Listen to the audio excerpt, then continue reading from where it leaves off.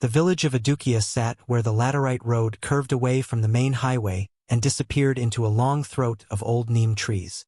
The soil there was the color of dried blood. The mango trees were old. The wells were deep. And the people who had lived there long enough wore the village the way you wear a cloth that has been washed so many times it has become part of your skin, familiar, heavy in places, comfortable in the way that only very old things can be comfortable. On the morning of Elder Yaw Boateng's funeral, Adukyia woke before the sun. Women moved through the blue pre-dawn, stoking fires, setting enormous pots over them, working with the quiet authority of people who have organized grief many times before. The smell of wood smoke and palm soup lifted into the still air. Somewhere across the village, a drum began. A single low note, repeated slowly, the way a heartbeat repeats. Everyone who heard it knew what it meant. An elder had gone. The village would gather. It was the kind of mourning that would settle into the memory of everyone who lived it, though for very different reasons. Most people in Adukyia would remember the food, the fine cloth, the important faces that came from the city in gleaming cars. They would remember the photographs. But for a 13-year-old boy named Kwame Asare, what that morning would eventually come to mean was something else entirely. Something that would not become clear for a long time, and that would arrive when it finally did, with the weight and silence of a room that has stopped breathing all at once. If this story is already warming your heart, please hit the like button and subscribe to Village Heart, and drop a comment below telling me where in the world you're watching from. I love knowing our little village reaches so far. Before the story can be told properly, you must first understand who Kwame was. Because kindness, the real kind, the kind that costs something, does not come from nowhere. It comes from the particular shape of a life. And Kwame's life had a shape that most people in Adukyia found easy to overlook. His mother had died when he was 4 years old.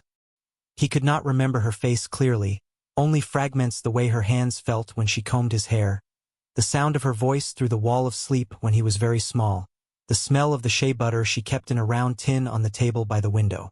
These were the things that remained, not a face. Just these small, warm pieces that a child carries forward without knowing he is carrying them. His father had left the year after, gone north for work and not returned. There were letters for the first 2 years.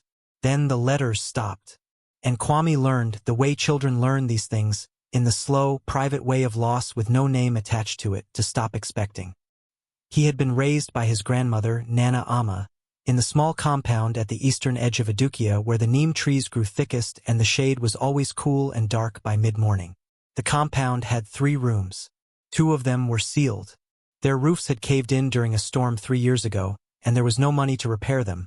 So Kwame and Nana Ama lived in the one room that still held its shape, a room with a floor of worn smooth concrete, a window with no glass, a curtain of printed cloth that moved constantly in whatever breeze came through, and a single bulb overhead that worked when the electricity came, which was not always. Nana Ama was 71 years old. She walked with a slow and deliberate step now, her right knee giving her trouble since the previous harmattan season, when the cold had settled into it like an unwelcome tenant that refused to leave. She had been beautiful once; you could still see it in the structure of her face, in the steadiness of her eyes, and she carried herself with the unhurried dignity of a woman who had outlived many hard things and fully intended to outlive more. She had been a seamstress for 40 years. She had mended clothes for half the families in Adukyia. She had made dresses for brides and school uniforms for children, and repaired the torn hems of important men's trousers without ever once being thanked the way she should have been. Her hands still moved with precision, even now, but her eyes had grown weaker, and sewing by lamplight gave her headaches that lasted for days, and the work had slowed to almost nothing. What they had was a small vegetable plot behind the compound. Tomatoes, garden eggs, a row of Contamire greens, peppers, and at the far end, 2 cassava plants that Kwame tended every morning before school. The plot fed them when it gave. When it did not give, they managed.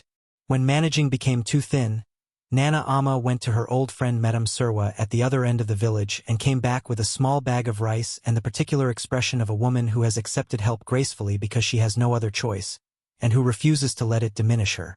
Kwame noticed everything. He was that kind of child, quiet, watchful, with dark eyes that moved slowly across a room and missed nothing.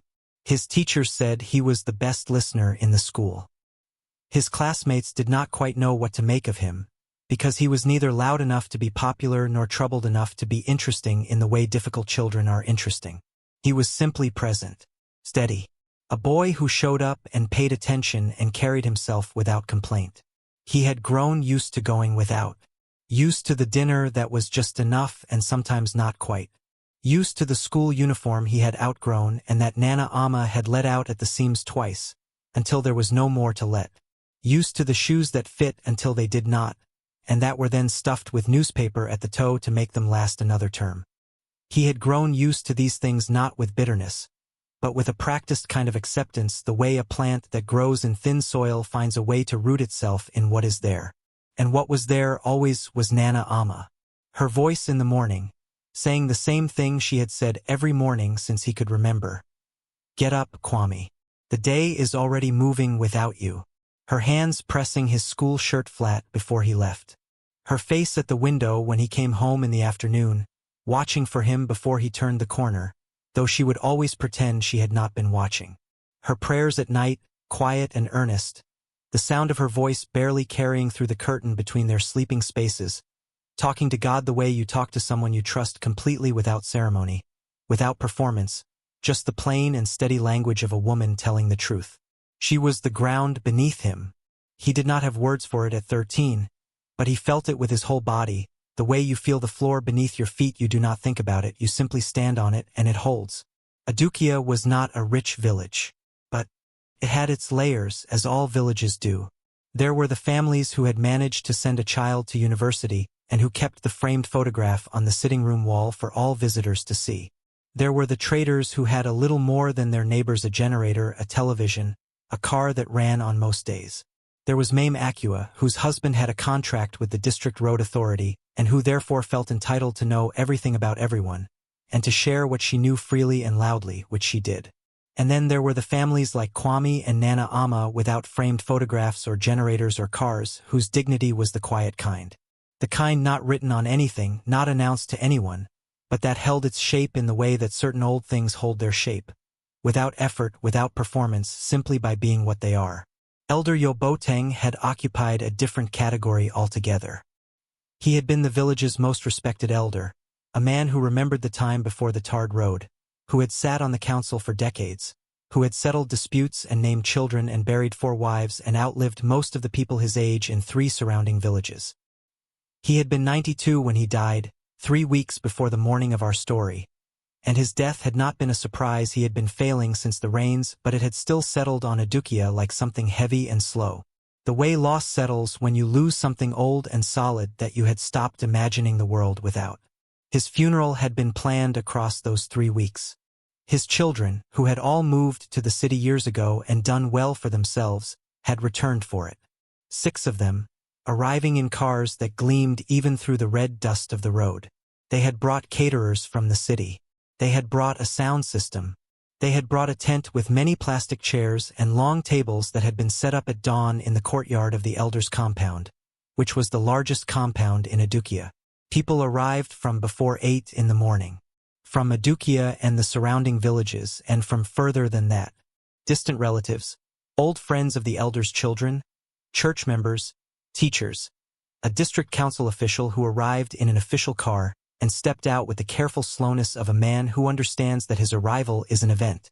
They came in their finest cloth, dark and formal against the morning light, and they moved between the long rows of chairs, greeting and embracing and saying the things people say at funerals: how quickly time passes, how much the elder would be missed, how well his children had turned out. Nana Ama had dressed with great care that morning.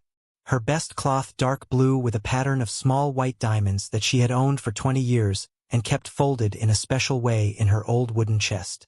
She had done her hair carefully. She had pressed Kwame's good shirt with a heated iron stone and told him to sit still while she straightened his collar, which he did, though it required effort. She had wrapped a small piece of bread in cloth. It was all they had to bring. Kwame carried it. They walked to the funeral together, Nana Ama moving with her slow, careful step, Kwame beside her and matching her pace without being told to. The morning air was warm already, the kind of warm that promised a very hot afternoon. The sound of the drum grew clearer as they walked. And under the tent, a choir began to sing, their voices coming through the neem trees and fragments, clean and strong and full of something that was grief and faith together. The way the best music holds two things at once. It was somewhere around the middle of that morning when the old man arrived. Kwame saw him because Kwame was always watching. The old man came on foot from the direction of the main road, which was unusual. Almost everyone else had arrived by car or by motorcycle, or at least from somewhere within the village itself. This man had walked, and he had walked some distance. You could see it in the way he carried himself, not hurried, but with the measured step of someone who has been on the road for a long time and has made peace with that.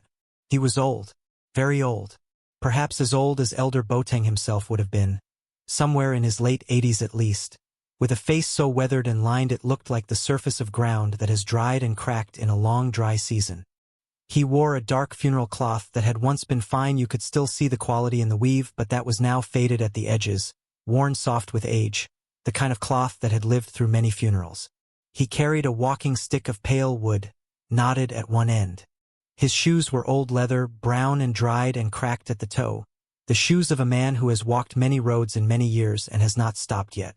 He came through the edge of the gathering quietly. He did not announce himself. He did not search for anyone in particular, or at least did not appear to. He moved slowly toward the seating area, found a chair at the very far end of the last row, the row farthest from the tent, farthest from the food tables, farthest from the important people at the front, and he sat down. He placed his hands on his knees and his walking stick against the chair beside him, and he looked toward the tent. And Kwame, watching from where he sat beside Nana Ama on the opposite side of the gathering, thought that the old man's face held an expression. He recognized the expression of someone who had known the person being mourned for a very long time, and was grieving in the particular, private way of people who have very few people left to grieve alongside them. Nobody else seemed to notice him, or if they noticed, they did not give him a second look. There was too much else to attend to the important cars parked along the road, the elders' children in their fine cloth, the caterers moving with trays. Mame Adukyia, who sat 2 rows ahead of Kwame and whose voice always arrived in a room 3 degrees before she did, leaned toward the woman beside her and said something low and quick, her eyes moving briefly toward the old man at the back. The woman looked.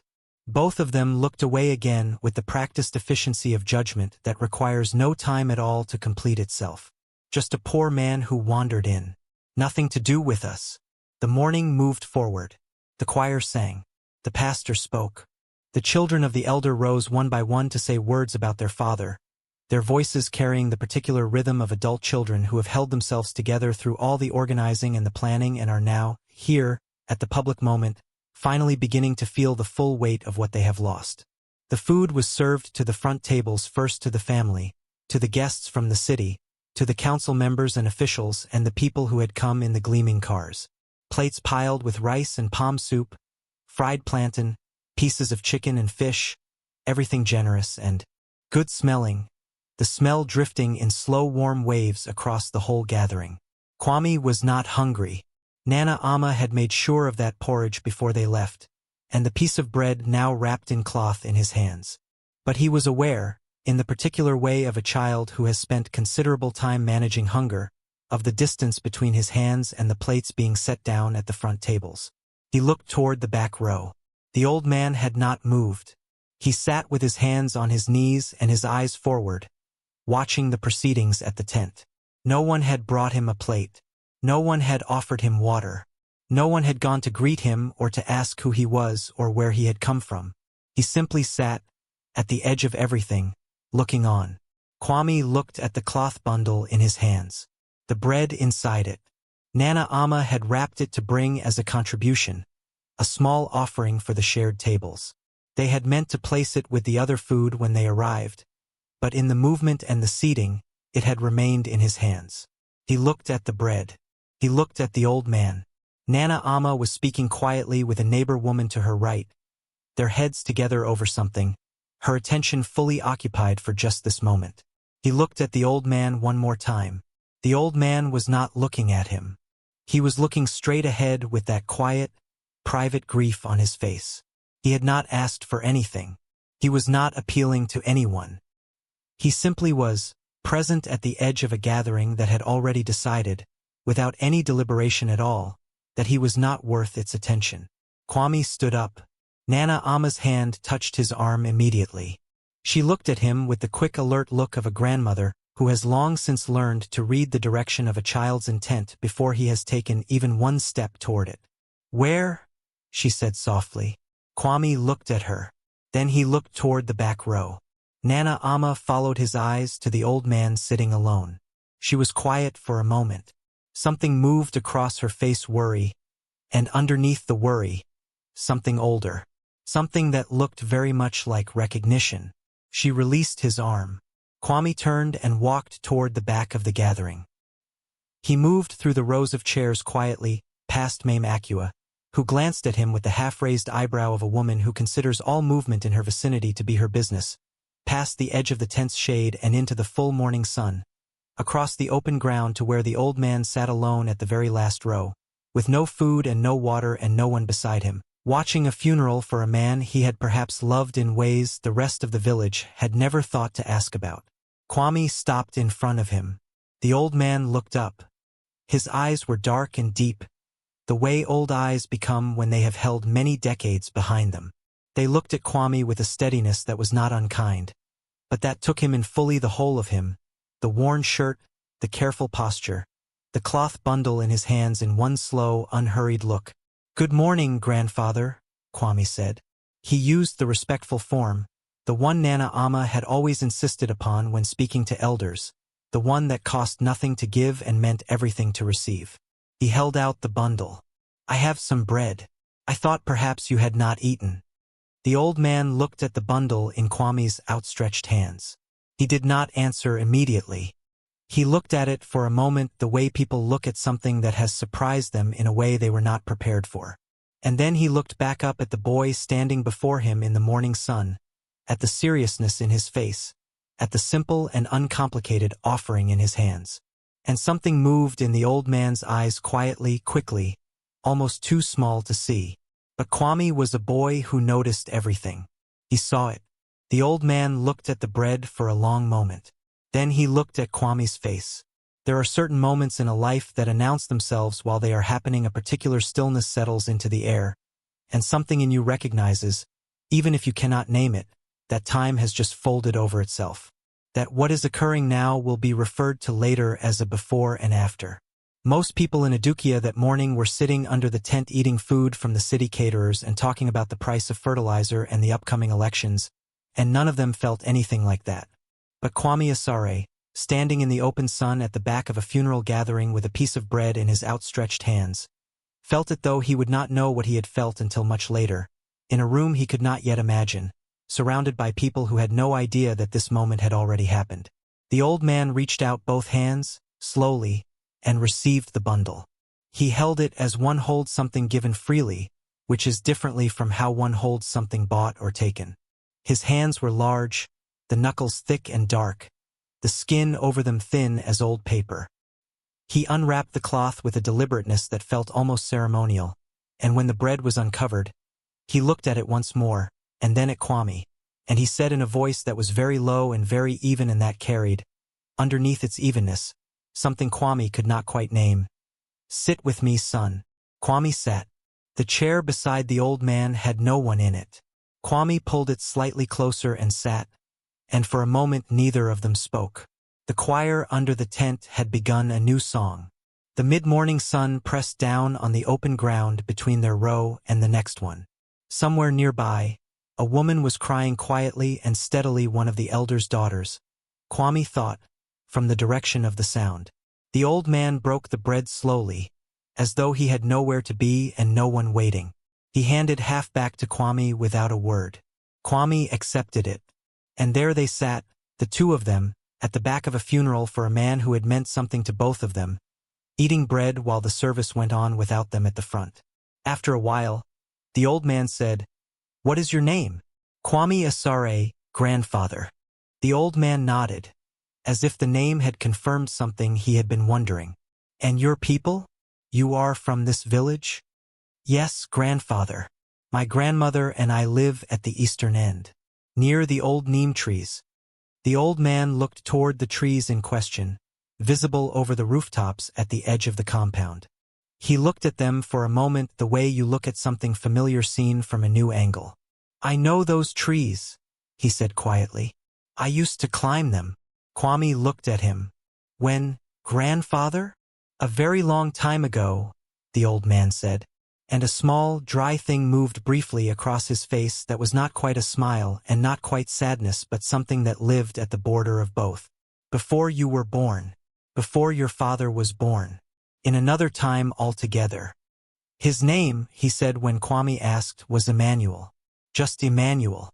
He did not offer a family name, and there was something in the way he said the single name that made Kwame understand, with the instinct of a child who has spent many years reading adults carefully, that more was not going to be offered, and that it would be impolite to press. "Did you know Elder Boateng, grandfather?" "I knew him," Emmanuel said, "from the beginning. Before he was an elder." He paused. He looked toward the tent where the elder's children sat in the first row. "Before any of that. When he was just Yaw. When we were both just boys doing foolish things in these same neem trees and thinking we had all the time in the world."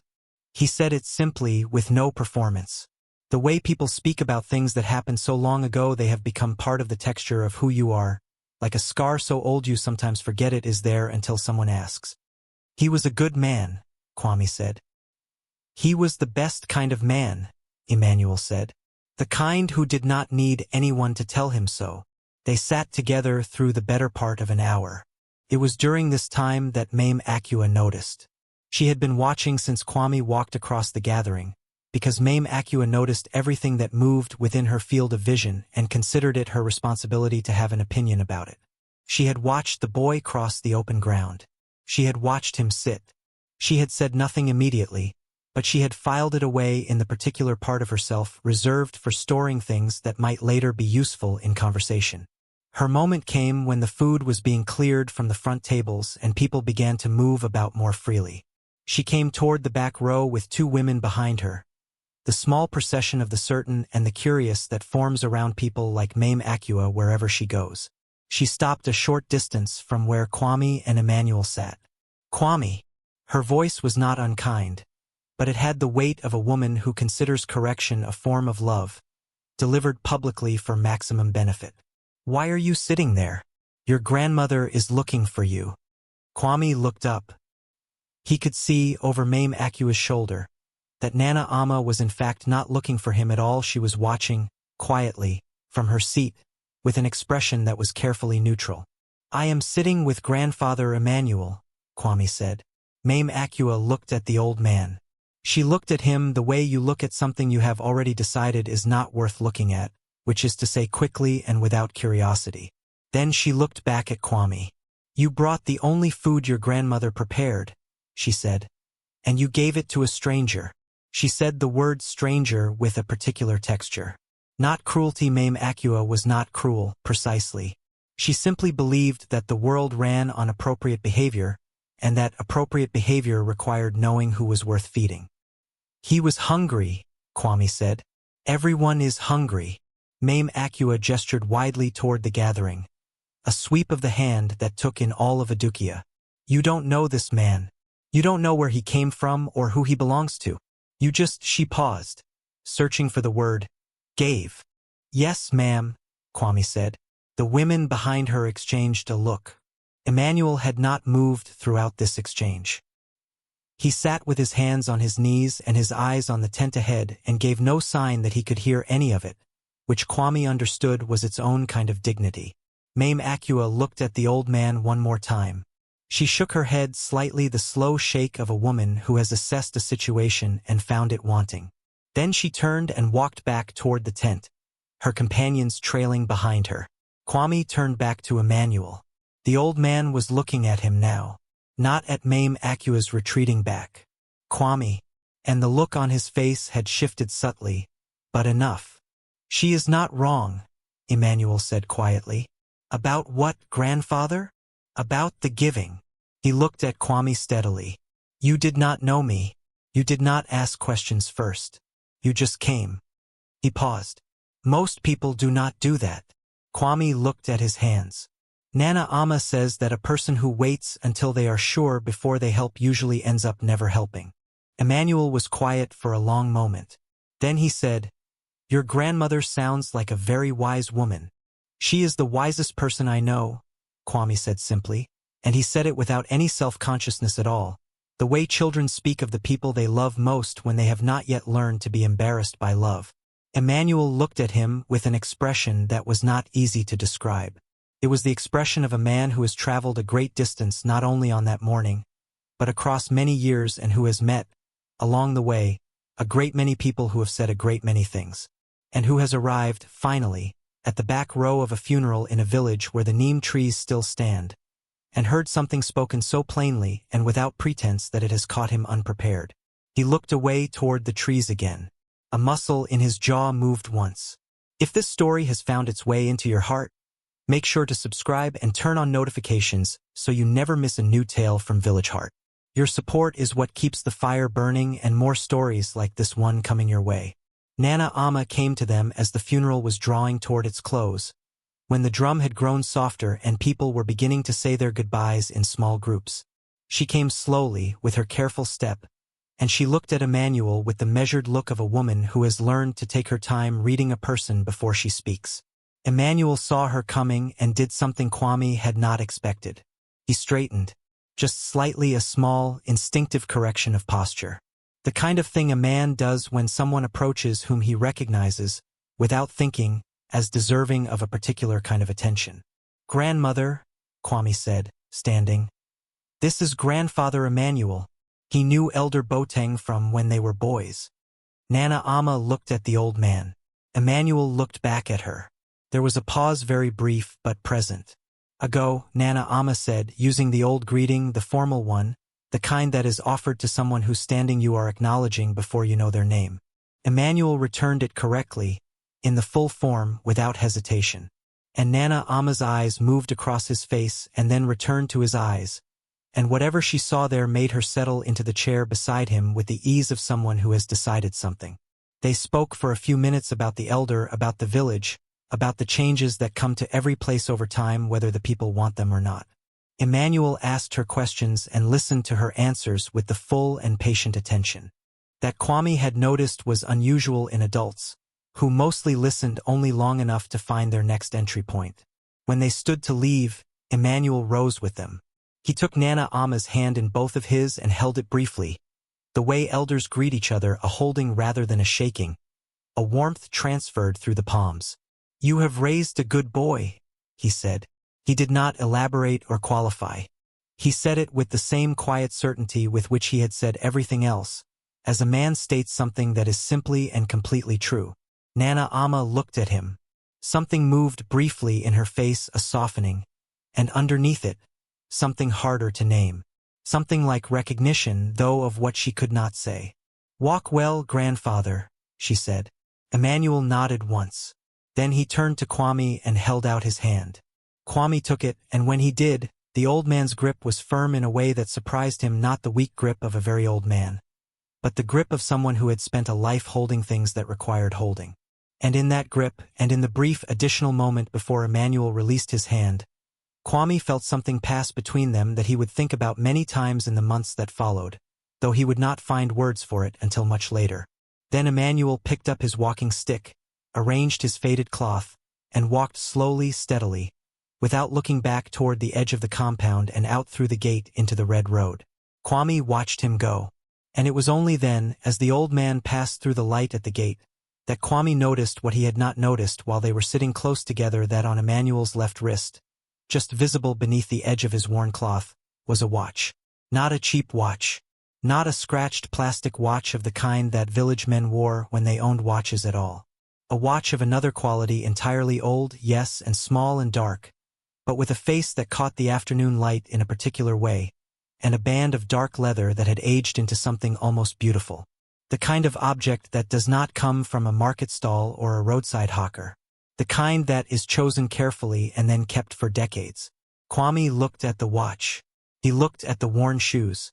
He looked at the faded cloth. He looked at the walking stick of pale knotted wood. None of these things matched each other. He did not know, at 13, the exact word for the feeling that comes when the pieces of something do not add up. But he felt it, a quiet, unresolved sense of something left open, like a sentence without its final word. Then Emmanuel was through the gate, and the road swallowed him. They walked home through the heat of the early afternoon, Kwame and Nana Ama, on the red laterite road that had baked all morning under the sun and now gave back its warmth through the soles of their shoes. Nana Ama did not speak for a long time. She walked with her eyes on the road ahead, and Kwame walked beside her and matched her pace and did not push her. He had learned long ago that Nana Ama's silences were not empty. They were full. They were the kind of silences in which she was turning something over and over, examining it from all its sides before she brought it into words. Finally, without looking at him, she said, "That man." "Yes," Kwame said. "He is not what he appears to be." Kwame thought about the watch, about the posture that had straightened when Nana Ama approached, about the correct and complete form of the old greeting returned without hesitation, in the full form, the kind most people in the village had not heard used properly in a generation. "I know," he said.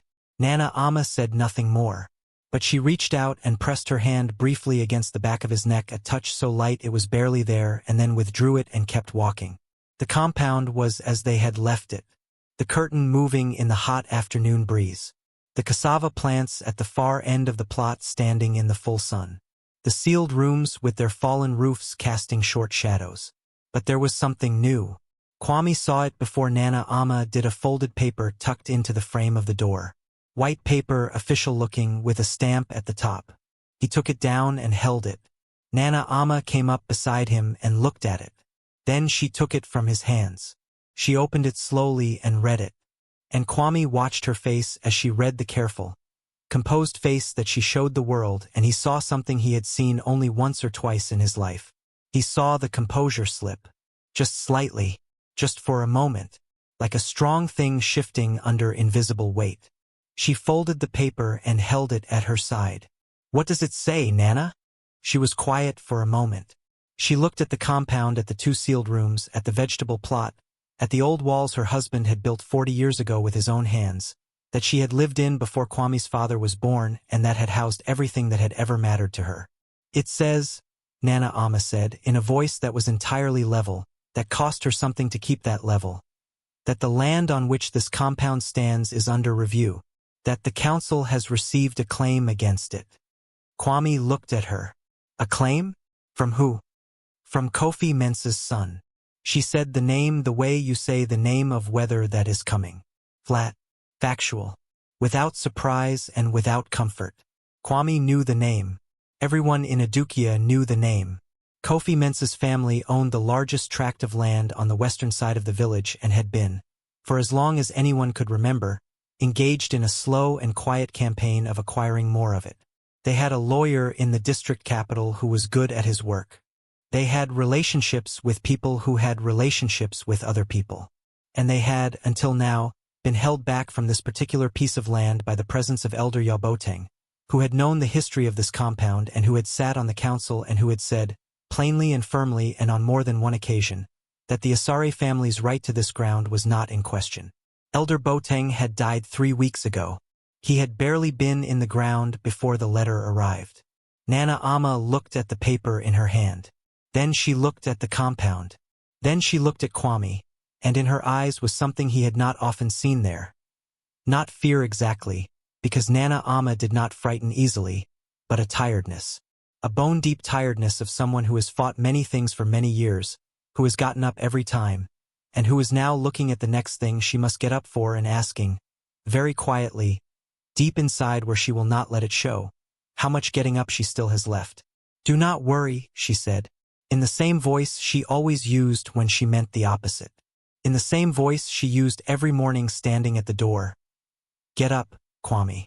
The day is already moving without you." She went inside. The curtain fell closed behind her. Kwame stood in the compound in the afternoon heat. He looked at the 2 sealed rooms with their caved-in roofs. He looked at the cassava plants standing in their row.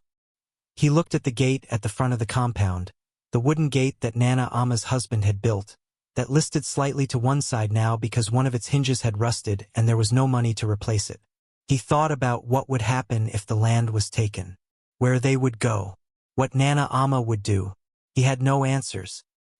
He was 13 years old, and he had very little, and the one person who might have helped them, the elder whose word had protected this ground for decades, had gone into the earth this very morning while Kwame sat at the back of his funeral sharing bread with an old man in worn shoes and a watch that caught the light in a way it had no business catching. He stood in the compound for a long time. Above him, the neem trees moved slowly in the afternoon wind. Their leaves made the sound that neem leaves always make, dry, papery, the sound of something patient and very old, turning in the wind without going anywhere at all.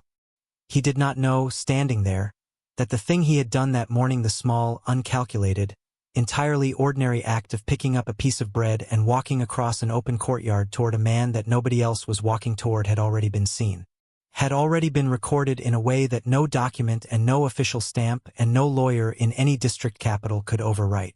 He did not know any of that yet. He would. The weeks that followed the funeral moved the way bad weather moves slowly at first, and then all at once. A second letter came from the Mensa family's lawyer, 3 days after the first. It was formal and measured, the kind of language designed to feel inevitable, to make the person reading it feel that resistance would be not only futile but somehow embarrassing. It set out the family's claim to the land in careful paragraphs, referenced a survey done 11 years ago, cited provisions in the district land ordinance that Kwame did not fully understand but that Nana Ama read twice with narrowing eyes and a stillness about her jaw that he had learned to recognize as something she was working very hard to hold. She placed it on the table beside the first letter. "We will need a lawyer," she said. They did not have money for a lawyer. There were 2 people Nana Ama asked for help in those weeks, which meant it was very serious because Nana Ama did not ask for help. She asked Madame Surwa, who gave her the name of a man in the district capital who sometimes took cases on reduced terms for people in need. She asked the pastor of her church, who prayed with her and then made a phone call that came to nothing. The man in the district capital wanted a retainer they could not pay. The phone call produced sympathy and a referral to a legal aid organization that had a 6-month waiting list. The Mensa family's lawyer did not have a 6-month waiting list. Kwame watched all of this from the particular vantage point of a child who is old enough to understand what is happening and young enough to be able to do nothing about it. He tended the cassava plants every morning. He went to school. He came home and helped Nana Ama with whatever needed doing. At night, lying on his sleeping mat in the dark with the curtain moving between them, he could hear the slight change in her breathing that meant she was not asleep, and he would lie there in the darkness and think about the compound, the walls her husband had built, the sealed rooms with their fallen roofs, the old gate listing on its rusted hinge, and he would think about Emmanuel and the watch, and the sentence he had not been able to let go of since the afternoon of the funeral. Most people do not do that. He did not know what to do with those words. They sat in him like a question without an answer, warm and unresolved, present the way certain things are present that you have not finished understanding yet. It was 9 weeks after the funeral of Elder Yaw Boateng when the letter arrived from the city. It was different from the other letters. Its envelope was thick, cream-colored, with the name of a law firm printed across the upper left corner in small, precise type. It was addressed, in handwriting that was careful and deliberate, to Master Kwame Asare, and below that in a smaller hand, care of Madame Ama Asare, Adukyia village. Kwame brought it in from the gate and stood in the compound holding it. He had never received a letter addressed to him in his life. Nana Ama came to the doorway and looked at it. Then she looked at Kwame's face. Then she took it from him, opened it with the methodical calm she brought to everything, and read it standing in the compound in the late afternoon light, with the neem trees moving overhead. She read it once. Then she read it again. Then she sat down on the low step of the doorway, which was something Nana Ama almost never did, and she held the letter in her lap and looked at the cassava plants at the far end of the plot without saying anything. "Nana," Kwame said. She looked up at him. "The old man at the funeral," she said. "Emmanuel." "Yes. He has died." She said it quietly and without decoration. 3 weeks ago in the city. He was 89 years old. She paused. "He left a will, and his lawyers are requesting our presence at the reading." The compound was very quiet around them. The neem leaves turned in the wind with their dry, papery sound. "Our presents," Kwame said. "Yours," Nana Ama said. "But they wrote that you may bring a guardian." She looked at the letter again. "They have provided the address and the date. They will cover the cost of our travel." Kwame sat down on the ground in front of her. He sat cross-legged and looked at her and tried to make sense of what he was feeling, which was several things at once and none of them entirely clear. "Do you know who he was?" he asked. "Really?" Nana Ama looked at him for a long moment. The particular look she had when she was deciding how much of what she knew to bring into words. "I had a feeling," she said carefully. "When he greeted me, when he spoke." She folded the letter along its original crease. "A woman who has lived long enough learns to recognize the weight a person carries without showing it. He was carrying something very large and very old." She paused. "I did not know the name, but I knew the weight." They traveled to the city on a Thursday morning, on the earliest bus, sitting side by side as the red road gave way to tarred highway and the neem trees thinned and the open land filled up gradually with the density of the city. Buildings, traffic, noise, the particular thick energy of a place where many thousands of people are all doing different things at the same time. Kwame had been to the city twice before. Both times had felt overwhelming. This time, sitting beside Nana Ama in her second-best cloth with the letter folded in her handbag, it felt something else entirely. It felt like walking toward something, though he could not have said what. The law firm occupied the third floor of a building on a clean, wide street near the commercial center. The lobby had a marble floor and a security desk and a lift that Nana Ama regarded with calm suspicion before choosing the stairs. They were shown to a waiting room that had chairs upholstered in dark cloth and a table with a water dispenser and a painting on the wall of something abstract and expensive-looking that told you nothing except that the people who worked here had money. The other people already in the waiting room told you the same thing, but more directly. There were 7 of them. Kwame counted. They were adults, all of them men and women in suits and fine cloth, with the polished shoes and easy posture of people who are accustomed to being in rooms like this one. Some of them spoke quietly among themselves. 2 were on their phones. One woman looked up when Kwame and Nana Ama came in, looked at them with a brief, assessing glance and looked away again. Nobody greeted them. Kwame and Nana Ama sat together on 2 chairs near the door. Nana Ama set her handbag on her lap and folded her hands on top of it and looked straight ahead with complete composure, as though she sat in rooms like this every week of her life. Kwame watched the other people quietly and thought about Emmanuel, about the worn cloth and the old shoes and the walking stick, and tried to connect that image to whatever these people and this room and this building were about to reveal. A young woman in a neat dark dress came in and asked everyone to follow her. The conference room was long, with a table down the center and chairs on both sides and a window at the far end that looked out over the city. A man sat at the head of the table, older, silver-haired, with the quiet authority of a person who has spent decades in a profession that requires precision. He introduced himself as Mr. Darko, senior partner.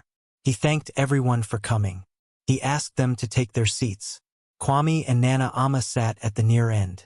The others arranged themselves along the sides with the small, careful movements of people who are paying attention to the hierarchy of seating without wanting to appear to be. Mr. Darko opened a folder. "Before we proceed to the terms of the will," he said, in a voice that was measured and entirely unhurried, "I am required to confirm the identity and the presence of all named beneficiaries." He looked down the table. He read several names. Each person whose name was called indicated their presence. Business partners, a charitable foundation, a cousin from the northern region, an old colleague from the first years of the company. Their names were called and confirmed, and Mr. Darko moved through them with professional efficiency. Then he looked up from the folder. He looked toward the near end of the table at Kwame and Nana Ama. "Master Kwame Asare," he said, "of Adukyia village." "Present," Kwame said. His voice came out steadier than he expected. Mr. Darko looked at him for a moment over his reading glasses. Something in his expression shifted, not quite a smile, but a small adjustment, a thing recognized. "Good," he said. He set down his folder. He looked around the table. "For the benefit of those who may not be fully aware of the full scope of the estate," he said, I will first clarify who Emmanuel Osei was. The room was already quiet. It became a different kind of quiet. Emmanuel Osei was the founder and chairman emeritus of Osei Group, Holdings, a conglomerate with interests in mining, infrastructure, agricultural processing, and financial services across 7 countries. He built the company over a period of 55 years, beginning with a single transport contract in 1969. At the time of his death, the group's total valuation stood at approximately 4.3 billion cedis. He paused. He was, by most measures, one of the wealthiest private individuals this country has produced. No one in the room spoke. Kwame did not move. He sat with his hands folded on the table in front of him, the table that cost more than everything in the Adukyia compound combined, and he looked at Mr. Darko, and somewhere deep inside him, very quietly, several things that had not made sense rearranged themselves into something that did. The watch, the posture, the full form of the old greeting returned without hesitation. The way he had said, "In another time altogether, when we were both just boys doing foolish things in these same neem trees." Emmanuel Osei had grown up in Adukyia. He had left as a boy with nothing. He had built something almost incomprehensible. And he had come back not in a motorcade, not with speeches, not with the gleaming cars and the important faces, but on foot, alone, in worn shoes and faded cloth, to grieve his oldest friend in the only way that felt true to who he had started out as. To grieve as himself, not as the empire, as the boy who had once climbed the neem trees. The woman at the far end of the table, the one who had looked at Kwame when he entered and looked away again, was now looking at him very differently. So were the others. He could feel it, the weight of all those eyes recalibrating, shifting, the way a room shifts when it discovers it has misread something fundamental. He looked at none of them. He looked at Mr. Darko. "The will," Mr. Darko continued, opening a second inner folder, "was revised 7 weeks ago, 14 days after the funeral of Elder Yaw Boateng in Adukyia." He said this without inflection, but the precision of that detail 14 days landed on the table like something placed there deliberately. The revision added a new primary beneficiary. He looked down the table, and it added a letter to be read aloud at this meeting in full before the terms of the new provisions are stated. He produced a single sheet of paper, cream-colored, the same cream as the envelope that had arrived at the compound. He settled his glasses. He began to read. "If you are hearing this," the letter began, "then I have already gone, and there is nothing left to be embarrassed about, so I will speak plainly. I spent most of my life building things. Companies, contracts, structures, the kind of things that require many people and much money and leave behind buildings you can see from the road. I am told this is something to be proud of, and perhaps it is. But in the last years of my life, I have thought often about what it costs to build at the scale I built, and one of the things it costs is time. Time that belongs to other things, to other people, to the small, unremarkable moments that turn out, in the end, to be the ones that matter. I went to Adukyia for Yaw's funeral. Yaw Boateng was the first friend I ever had. He was my friend before I had anything, before I had a single contract, before I had a name that meant anything beyond the village. He knew me as a boy with worn-out shoes who thought he could see the whole world from the top of a neem tree. He never stopped knowing me that way, even when I became other things, and that is more valuable than I can put into money. I went to grieve him quietly. I did not want ceremony. I did not want the things that my name now brings into a room. I wanted to be there as myself, the first self before all the rest of it. I sat at the back of the gathering because that is where a man goes when he wants to be invisible. And I was invisible to almost everyone. There was a boy. He was 13 years old, perhaps, wearing a shirt that had been pressed with great care, carrying a bundle wrapped in cloth. He sat with his grandmother, a woman of real dignity, the kind that does not require anything from you, and he watched the gathering with the eyes of a child who is paying attention in a way most adults have long since stopped paying. I did not eat that morning. I had walked from the road. I had not thought to bring food. It did not matter. I was not there for the food. But the boy noticed. He noticed in the way that only a person who has known hunger themselves notices another person going without, not because they are scanning for it, but because their body already knows the shape of it. He came to me. He did not send someone. He did not whisper to his grandmother first and wait for permission. He stood up and walked across an open courtyard in front of everyone and stopped in front of an old man that nobody else in that gathering had thought worth approaching. And he said, "I have some bread. I thought perhaps you had not eaten." He was mocked for this. Not cruelly. The cruelty of ordinary people is rarely operatic. It was the casual mockery of a community that has decided, without any particular malice, that some things are not worth doing. He was told he had wasted what little he had. He said nothing in defense of himself. He simply stayed. We talked for a while. He told me about his grandmother.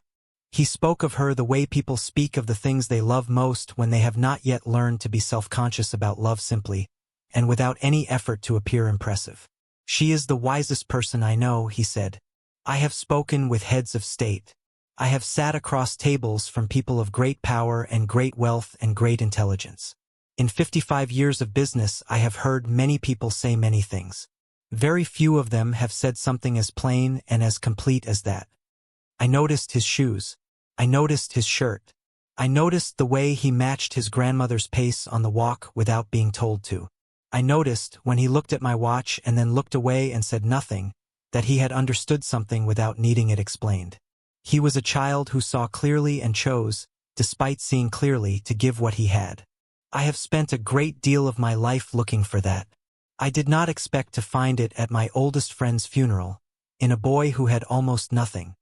What I am leaving him is not a reward. I want that understood clearly. Goodness is not a transaction, and if he is the boy I believe him to be, he already knows that.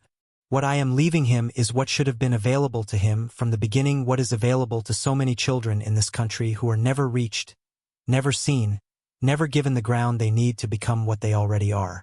I am leaving him the means to stay rooted and the means to grow. That is all. The rest is just paperwork." Mr. Darko set the letter down. The conference room was entirely, completely silent. Not the polite silence of a room observing protocol. The silence of a room that has been stopped in its tracks. The woman who had looked away from Kwame when he entered was looking at the table in front of her now. One of the businessmen near the middle of the table had removed his glasses and was holding them in his hands. The cousin from the northern region was looking at Kwame with an expression that had no performance in it at all. Mr. Darko turned to the will. The specific terms took several minutes to read. Kwame sat and listened and heard his name attached to things he could not immediately hold in his mind. A trust fund, structured for educational costs from secondary school through university and beyond, administered by the firm. A sum directed immediately to the resolution of the land dispute in Adukyia. The firm's representatives had already contacted the district council and the Mensa family's lawyer. The case, Mr. Darko said with the particular quiet satisfaction of a man who has just watched a very large door close, was being withdrawn. A monthly provision for Nana Amma, for the rest of her life, sufficient for her needs and for the repair and maintenance of the compound, including the restoration of the 2 sealed rooms. And one more thing. A small foundation Emmanuel Osei had named it himself, in the will, before he revised it, dedicated to identifying children in rural communities who demonstrated what he called, in his own handwriting, unremarkable goodness. Not genius, not special talent, just the ordinary human goodness that goes unnoticed until it is too late to reward it. The foundation would be seeded with a portion of the estate. And its first trustee, when he came of age, would be Kwame Asare of Adukyia village. Kwame sat with all of this moving through him like something he did not yet have the capacity to fully receive. He could feel Nana Amma beside him still, composed, her hands folded on her handbag, and he thought that if he looked at her face, he would not be able to maintain his own composure, so he looked at the table instead. The others in the room began to speak with Mr. Darko in the careful, lawyer-mediated language of people managing their responses to something they did not expect. Questions about terms, about timelines, about provisions they had come expecting and found adjusted. Kwame did not listen to most of it. He sat inside the letter, inside the voice of an old man who had watched him from the back row of a funeral and written down what he saw, and he thought about neem trees, about climbing until you could see the whole world, about thinking you had all the time in the world. He thought about Emmanuel walking home alone down the red road, with his worn shoes and his old cloth and his fine watch that caught the light, and he felt a grief for a person he had known for one afternoon that surprised him with its depth. He would have liked more afternoons. He thought Emmanuel would have, too. They did not speak much on the bus ride back to Adukyia. There was too much between them for ordinary conversation, and they had always been the kind of company that understood that silence, in the right hands, is not emptiness. Nana Ama looked out the window as the city thinned and the highway opened and the red soil came back, and she held her handbag on her lap with both hands and watched the landscape go past. Once, she reached over and pressed her hand against the back of Kwame's and held it there for a moment. That was all. The compound was the same when they returned the listing gate, the sealed rooms, the cassava plants standing in their row at the end of the plot. The curtain moved in the evening breeze. The bulb overhead came on when Kwame pressed the switch, because the electricity was there that evening, which felt, for no rational reason, like a small kindness. Nana Ama made tea. She moved around the room with her deliberate step, finding things in their places, and Kwame sat at the small table and watched her and did not try to help, because he understood that this was what she needed: the ordinary rhythm of the evening, the known movements, the solid feel of familiar things beneath her hands while the unfamiliar things settled around them.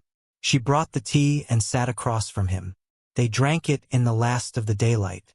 "He saw you," Nana Ama said eventually. "Yes," Kwame said. "Not because of anything you did to be seen." She looked at her cup. "Because of what you are." She paused. "That is different. That matters."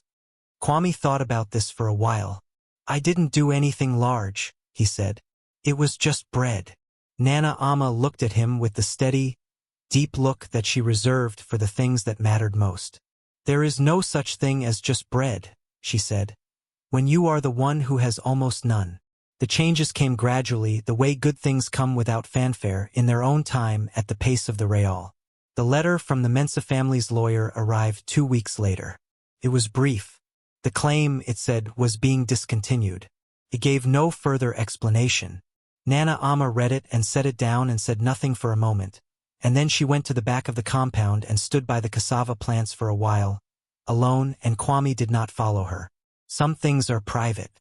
The builders came in the dry season. 3 men with tools and materials and a cheerful efficiency that transformed the sealed rooms in 6 weeks: new roofs, new plaster, a repaired gate, the rusted hinge replaced.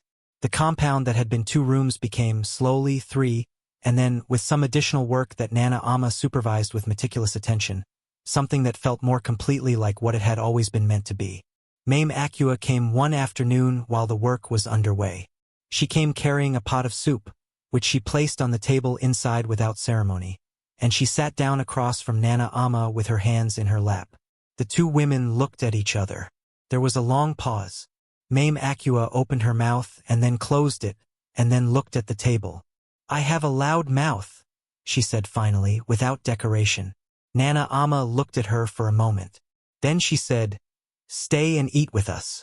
Mame Adukyia stayed. She was there when Kwame came home from school, and she was quieter than he had ever heard her, and she asked him how his day was with the careful sincerity of a person who is trying.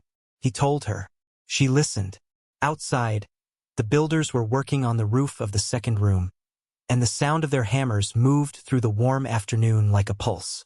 Kwame enrolled in the senior secondary school in the district capital at the start of the new term. He boarded during the week and came home on weekends, and every Saturday morning he tended the cassava plants and helped Nana Ama with whatever needed doing, and they had their tea at the small table in the evening, and the curtain moved between them at night, and the bulb worked more often than it used to. He was a serious student. Not because he felt obligated to be, not because he was performing gratitude, but because he had always been the kind of person who paid attention, and he had simply now been given more to pay attention to. He was good at mathematics.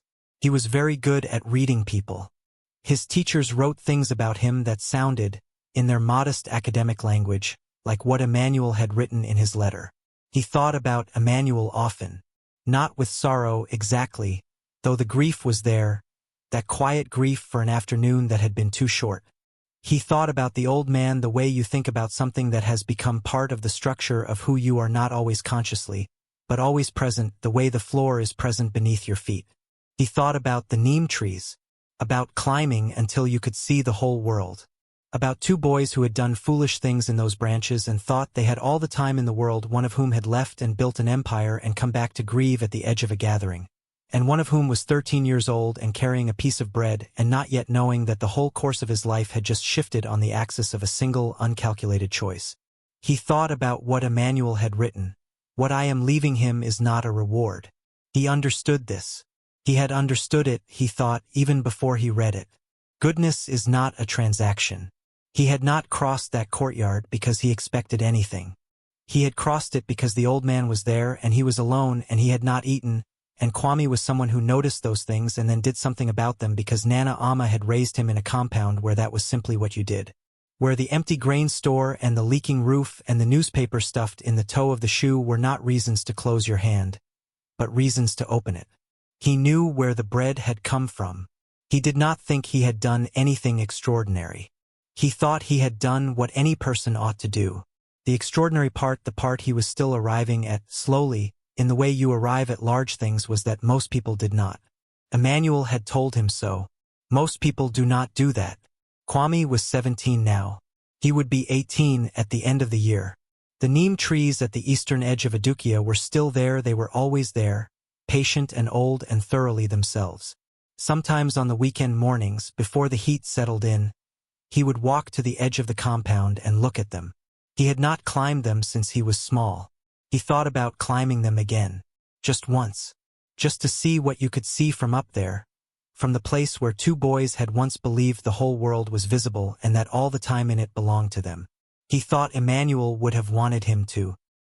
He thought of Nana Ama in the kitchen, her hands moving through the morning in their deliberate way, her voice humming the few notes she always hummed when she thought no one was listening, the smell of the tea and the sound of the builder's work fading now into memory, the compound whole and solid around her, the gate hanging straight on its new hinge, the two sealed rooms sealed no more.